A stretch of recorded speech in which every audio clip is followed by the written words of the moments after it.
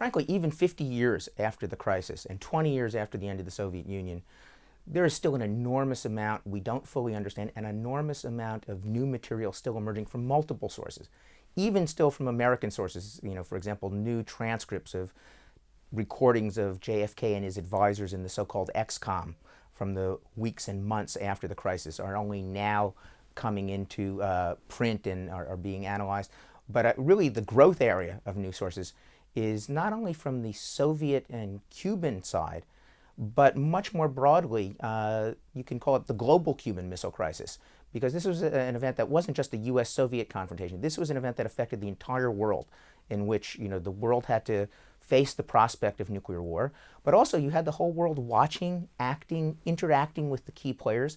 And in the case of the missile crisis, there was no U.S. embassy in Havana, but there were many embassies of communist and non-communist countries sending back cables of meetings with Cubans, and of course, behind the Iron Curtain, insights from the East European Soviet bloc countries. And one of the most exciting news sources, and this is about to be published by the Cold War International History Project, the Chinese dimension of the crisis, because we sitting here in the United States remember the Cuban Missile Crisis, but another great event was happening at the same time, which is the Sino-Soviet split, and even a war between China and India along their borders that was threatening to escalate.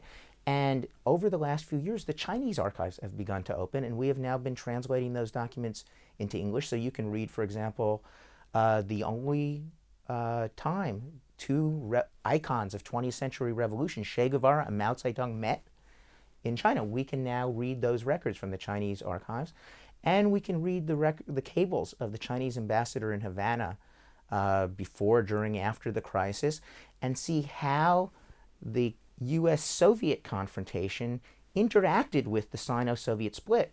And it was especially delicate in Cuba because Cuba was still sort of playing both sides. They relied on Moscow and the Soviets for obviously military support, but also for economic support and fuel, given the American embargo. But sympathetically, they were much more sentimentally in favor of the Chinese push for armed revolution to spread socialism. And so some of them, the Cuban leadership, and supposedly including Fidel Castro himself, according to some speculation, was seen as wavering which way to go between Moscow and Beijing. So these dynamics are very murky in some cases, but there's a lot more evidence to try to analyze them.